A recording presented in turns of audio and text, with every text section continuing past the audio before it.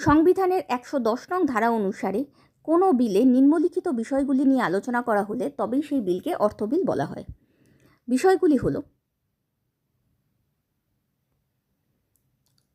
কর, ধার্য বিলোপ, পরিহার, পরিবর্তন ও নিয়ন্ত্রণ; ঋণ, গ্রহণ ও নিয়ন্ত্রণ; সঞ্চিত তহবিল থেকে অর্থ গ্রহণ, অর্থ প্রদান, অর্থ বিনিয়োগ, কোনো ব্যয়কে সঞ্চিত তহবিলের অন্তর্ভুক্তি, সঞ্চিত তহবিল থেকে ব্যয়ের পরিমাণ বৃদ্ধি, সঞ্চিত তহবিল খাতে অর্থ প্রাপ্তি এবং ওই অর্থের তত্ত্বাবধান; আকস্মিক তহবিল থেকে অর্থ গ্রহণ ও অর্থ প্রদান; কেন্দ্র ও রাজ্য সরকারের হিসাব পরীক্ষা এবং সংশ্লিষ্ট যে কোনো বিষয়।